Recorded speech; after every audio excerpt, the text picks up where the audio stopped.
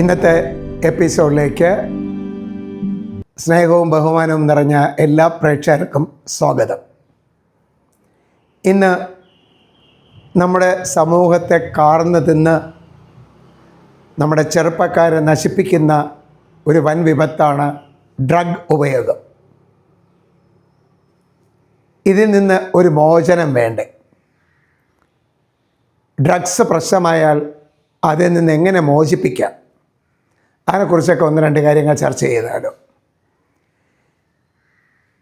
ABCDE എന്ന ഈ ഒറ്റ കാര്യം കൊണ്ട് ഡ്രഗുകാരെ നിങ്ങൾക്ക് ശരിയാക്കി എടുക്കാൻ പറ്റും.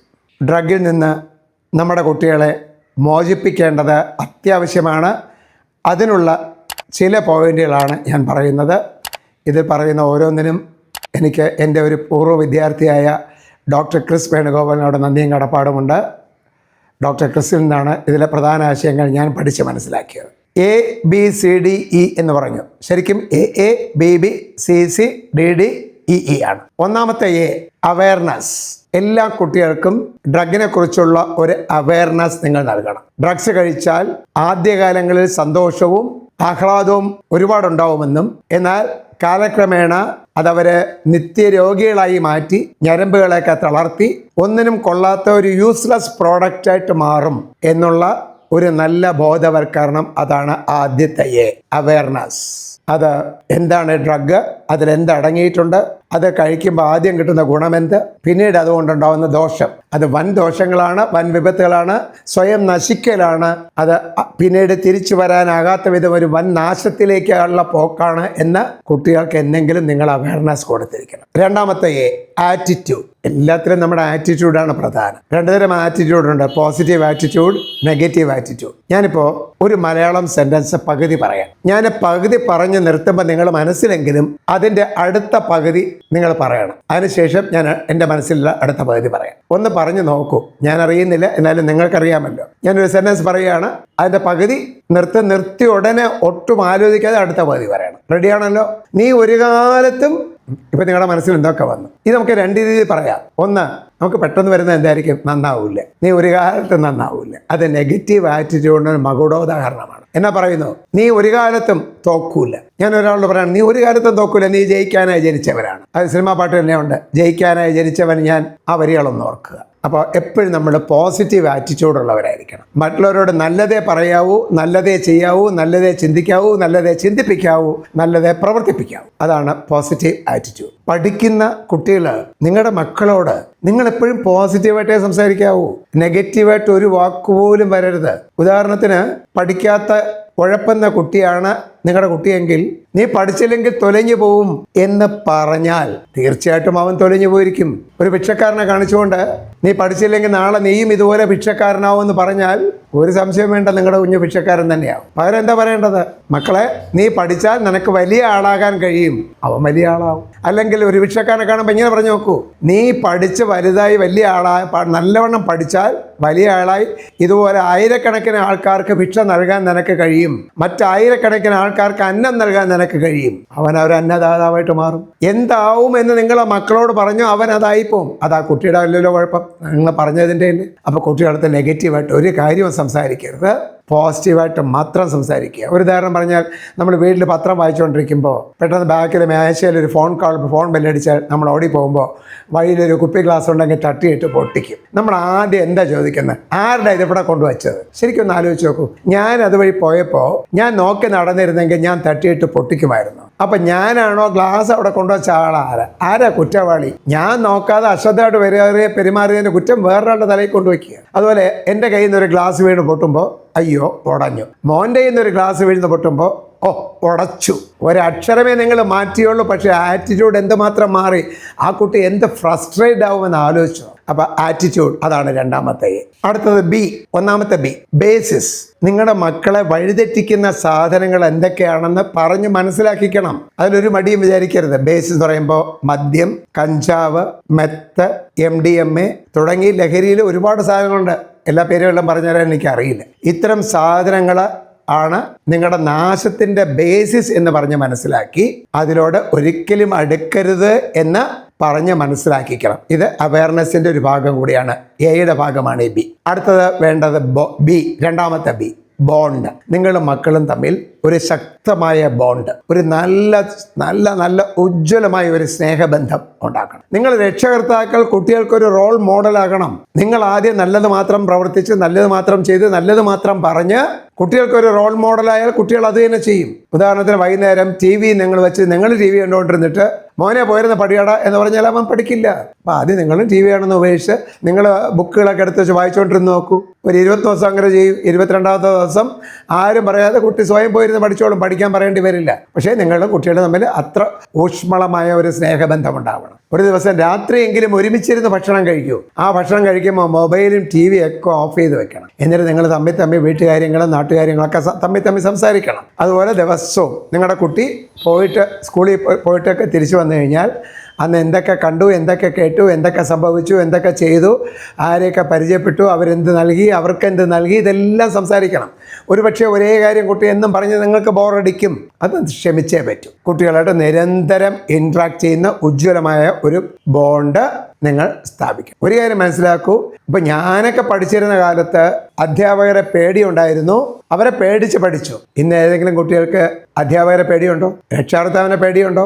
ഇന്ന് ഒരു കുട്ടിയെയും പേടിപ്പിച്ച് ഒന്നും ചെയ്യാൻ ഒരാൾക്കും കഴിയില്ല എന്നുള്ളത് 100% സത്യമാണ്. പേടിപ്പിച്ചൊന്നും സാധിക്കാൻ കഴിയില്ല.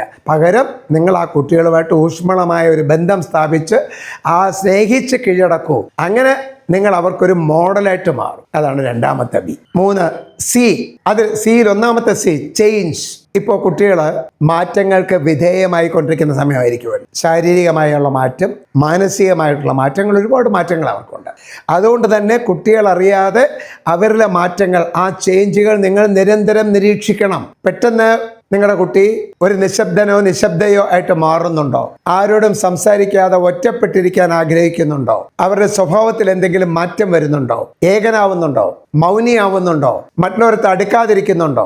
ഇങ്ങനെയുള്ള മാറ്റങ്ങൾ കണ്ടു തുടങ്ങിയാൽ ശ്രദ്ധിക്കണം. എന്ന് പറഞ്ഞാൽ ചാടിക്കയറി ഡ്രഗ്ഗുകാരനാണോ എന്ന് പറഞ്ഞ് വഴക്ക് പറയാനൊന്നും പോകരുത്. ഇത് നിരീക്ഷിക്കുക. ഒരു 8 ദിവസത്തെ കൂടുതലെങ്കിലും ഈ മാറ്റം തുടർന്നാൽ അടുത്ത സി തുടങ്ങണം. രണ്ടാമത്തെ സി, കെയർ. ആ കുട്ടികൾക്ക് വേണ്ടത്ര ശ്രദ്ധ, പരിപാലനം, ലാളന എല്ലാം കൊടുക്കുക. കണ്ണിൽ ചുവപ്പ് നിറമോ കണ്ണൊക്കെ അടഞ്ഞു തൂങ്ങിയതുപോലെ ആവുകയോ അങ്ങനെ പ്രകടമായ മാറ്റങ്ങൾ ഒരു 8 ദിവസത്തെ കൂടുതൽ നിൽക്കുന്നുവെങ്കിൽ നിങ്ങൾ ആ കുട്ടിയോടൊന്നും സംസാരിക്കേണ്ട. മനസ്സിലാക്കുക, ഡ്രഗിന് വിധേയനായി കഴിഞ്ഞു. ഡ്രഗ്സിന് വിധേയമായി കഴിഞ്ഞ കുട്ടിയെ നിങ്ങൾ നേരിട്ട് ഇടപെട്ട് രക്ഷപ്പെടുത്താൻ ശ്രമിക്കേണ്ട. അത് ചിലപ്പോൾ കൂടുതൽ അഡ്വേഴ്സ് ഇമ്പാക്റ്റ് ഉണ്ടാക്കും. അപ്പോൾ ചെയ്യേണ്ടത് ഒരു സൈക്കോളജിസ്റ്റിൻ്റെ അടുത്തോ, അതുകൊണ്ടും പറ്റിയില്ലെങ്കിൽ ഒരു സൈക്യാട്രിസ്റ്റിൻ്റെ അടുത്തോ കൊണ്ടുപോവുക. അവർ അടുത്ത കാര്യം തുടങ്ങും. ഡി. നമ്മൾ എ കഴിഞ്ഞു, ബി കഴിഞ്ഞു, സി കഴിഞ്ഞു, ഡി ഡയഗ്നോസിസ്. എന്താണ് പ്രശ്നമെന്ന് അവർക്ക് വളരെ വേഗം മനസ്സിലാക്കാൻ കഴിയും. നമ്മുടെ രക്ഷാകർത്താക്കളാവുമ്പോൾ നമ്മൾ ഓവർ എക്സ്പെക്റ്റേഷനിൽ കുട്ടി ഒന്ന് പറഞ്ഞ് രണ്ടിന് ചാടി വീണ് പണിഷ്മെൻ്റ് ആയിരിക്കും കൊടുക്കുക. ഡ്രഗ് അടിച്ചായ ഒരു കുട്ടിയെ പണിഷ്മെൻറ്റ് വഴിയോ ഭീഷണിപ്പെടുത്തിയോ മാറ്റാൻ കഴിയില്ല. അതുകൊണ്ടാണ് പറഞ്ഞത് സൈക്കോളജിസ്റ്റിൻ്റെ അടുത്തോ അല്ലെങ്കിൽ സൈക്കാട്രിസ്റ്റിൻ്റെ അടുത്തോ കൊണ്ടുപോവുക.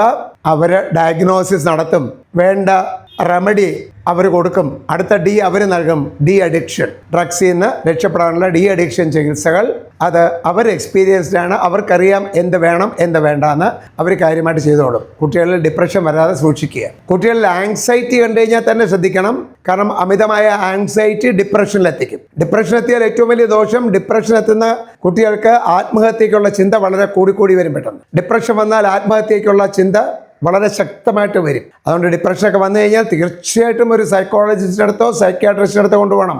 നമ്മുടെ നാട്ടിൽ കാണുന്ന ഒരു പ്രത്യേക പ്രശ്നം, ഒരു ഡിപ്രഷനൊക്കെ വന്നു കഴിഞ്ഞാൽ ഒരു അമ്പലത്തിലോ പള്ളിയിലോ കൊണ്ടുപോയി പ്രാർത്ഥിക്കുകയും ഒരു ചരട് ജപിച്ച് കെട്ടുകയും അതൊക്കെയാണ് ചെയ്യുന്നത്. അതൊക്കെ ചെയ്തോളൂ, ഞങ്ങളുടെ മതപരമായ വിശ്വാസം. പക്ഷേ നിർബന്ധമായിട്ട് സൈക്കോളജിസ്റ്റിൻ്റെ അടുത്തോ സൈക്കോട്രിസ്റ്റിൻ്റെ അടുത്തോ കൊണ്ടുപോയാൽ അവർ ഡയഗ്നോസിസ് നടത്തി ഡി അഡിക്ഷൻ കൊടുത്ത് അവരെല്ലാം ശരിയാക്കി തരും. അങ്ങനെ ആ കുട്ടിയെ നിങ്ങൾക്ക് മോചിപ്പിക്കാൻ കഴിയും. ഇനി അടുത്ത ഇ ആണ്. ഇയിൽ ആദ്യത്തെ എഡ്യൂക്കേറ്റ്. ഇനി കുട്ടിക്ക് നല്ല വിദ്യാഭ്യാസ കാര്യങ്ങളിലൂടെ ശ്രദ്ധിപ്പിച്ച് നല്ല വിദ്യാഭ്യാസം കൊടുക്കുക. എന്നിട്ട് അടുത്ത ഈ എക്സ്പോഷർ, ഈ കുട്ടിയെ സമൂഹത്തിന് മുന്നിൽ വലിയ ആളായിട്ട് നിങ്ങൾ കൊണ്ടുവരണം. ആ കുട്ടിയെ കൊണ്ട് തന്നെ പറയിപ്പിക്കണം, ഞാനിങ്ങനെ ഇടയ്ക്ക് ഡ്രഗ് അഡിക്റ്റ് ആയിപ്പോയി, ഞാനൊരു കുഴിയിൽ ചെന്ന് ചാടിയതാണ്. പക്ഷേ എൻ്റെ രക്ഷാകർത്താക്കൾ ഇടപെട്ട് എനിക്ക് കൗൺസിലിങ്ങും മരുന്നും നൽകിയതുകൊണ്ട് ഞാനിന്ന് രക്ഷപ്പെട്ട് നല്ല ആളായിന്ന് ആ കുട്ടിയെ കൊണ്ട് മറ്റുള്ളവരോട് പറയിപ്പിക്കുക കൂടി വേണം. നടക്കണമെന്ന് വിചാരിക്കരുത്. അതിൽ ഇങ്ങനെ ABCDE AA BB CC DD EE നിങ്ങൾ നന്നായിട്ട് പാലിക്കുക. മൈൻഡിനെ നിയന്ത്രിക്കാൻ പഠിക്കണം. അപ്പോൾ ചോദിക്കും, എന്താണ് മൈൻഡ്, എന്താണ് മനസ്സ്, എവിടെയാണ് മനസ്സിരിക്കുന്നത്? അങ്ങനെ ഒരു സാധനമല്ല മനസ്സ്. മൈൻഡ് എന്ന് പറയുന്നത് it is an interface between the body and 5 census. നമ്മുടെ ശരീരവും പഞ്ചേന്ദ്രിയങ്ങളും തമ്മിൽ ഉള്ള ഒരു ഇന്റലക്ട് അല്ലെങ്കിൽ ഒരു ഇന്റർഫേസ് ആണ്. മനസ്സെന്നത് ശരീരവും പഞ്ചേന്ദ്രിയങ്ങളും തമ്മിലുള്ള ഒരു കണക്റ്റിംഗ് സാധനമാണ്. ആ മനസ്സിനെ നിയന്ത്രിക്കാൻ കുട്ടികളെ പഠിപ്പിക്കണം. മനസ്സിനെ നിയന്ത്രിക്കാൻ പഠിച്ച കുട്ടി ഒരിക്കലും തെറ്റുകളിൽ ചെന്ന് വീഴില്ല, ഡ്രഗിലൊന്നും പോകില്ല. അതുകൊണ്ട് മനസ്സിനെ നിയന്ത്രിക്കാൻ, മൈൻഡിനെ നിയന്ത്രിക്കാൻ നിങ്ങളെ കുട്ടികളെ പഠിപ്പിക്കൂ. അതുപോലെ കുട്ടികളത്തെ ഒരു കാര്യം പറയൂ, അവർക്ക് എന്തെങ്കിലും വിഷമമുണ്ടായാൽ 2 ചോയ്സ് കൊടുക്കുക. ഒന്ന്, രക്ഷകർത്താക്കളോട് ആ വിഷമം പങ്കുവെക്കുക.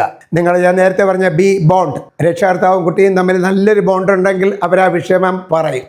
ഇനി രക്ഷകർത്താക്കളോട് പറയാൻ അവർക്ക് മടിയാണെങ്കിൽ അവരോട് ഇത് പറയൂ, 8 സുഹൃത്തുക്കളെ ഫോണിൽ വിളിച്ച് ഓരോ മിനിറ്റ് വീതം, അപ്പോൾ 8 മിനിറ്റ് 8 സുഹൃത്തുക്കളെ വിളിച്ച് 8 മിനിറ്റ് ഫോണിൽ അവർ വിഷമം പങ്കുവയ്ക്കട്ടെ. അതോടെ അതെല്ലാം മാറും. ഇതൊന്നും ഒളിച്ചു വെക്കാനുള്ള കാര്യങ്ങളല്ല. ഈ തരത്തിൽ നിങ്ങളെ കുട്ടിയോട് ഒരു സമീപനം സ്വീകരിച്ചു നോക്കൂ. എത്ര മോശമായിട്ട് പോകുന്ന ആളെയും നേർവഴിക്ക് നിങ്ങൾക്ക് കൊണ്ടുവരാൻ കഴിയും. നിങ്ങൾക്കും നിങ്ങളുടെ മക്കൾക്കും സുഹൃത്തുക്കൾക്കും അവരുടെ മക്കൾക്കും നല്ല ഭാവി നേർന്നുകൊണ്ട് ഇവരാരും ഒരിക്കലും ഡ്രഗിന് വിധേയരാകാതിരിക്കട്ടെ എന്ന് പ്രാർത്ഥിച്ചും അനുഗ്രഹിച്ചുകൊണ്ട് ഞാൻ നിർത്തുന്നു. കാരണം ഇന്നത്തെ വിദ്യാർത്ഥികൾ നാളത്തെ ഇന്ത്യയെ നയിക്കേണ്ടവരാണ്. ഇന്ന് ലോകത്തെ ഇന്ത്യ അതിവേഗം വളർന്നുകൊണ്ടിരിക്കുന്ന ഒരു ശക്തിയാണ്. അത് ഇനിയും വളരണമെങ്കിൽ നാളത്തെ ഇന്ത്യയെ നയിക്കാൻ ഒരു ശക്തമായ ഒരു പുതിയ യുവതലമുറ നമുക്ക് വേണം. അത് നിങ്ങളുടെ മക്കളാണ്. അവരെ വളർത്തി വലുതാക്കി ഇന്ത്യ അവർക്ക് വേണ്ടി എന്ത് ചെയ്തു എന്ന് അന്വേഷിക്കുന്നതിന് പകരം അവർക്ക് ഇന്ത്യക്ക് വേണ്ടി എന്ത് ചെയ്യാൻ കഴിയുമെന്ന് അവരെ കൊണ്ട് ചിന്തിപ്പിച്ച് പ്രവർത്തന സജ്ജരാക്കൂ. അവർ ഭാവി വാഗ്ദാനങ്ങളാണ്. All the best.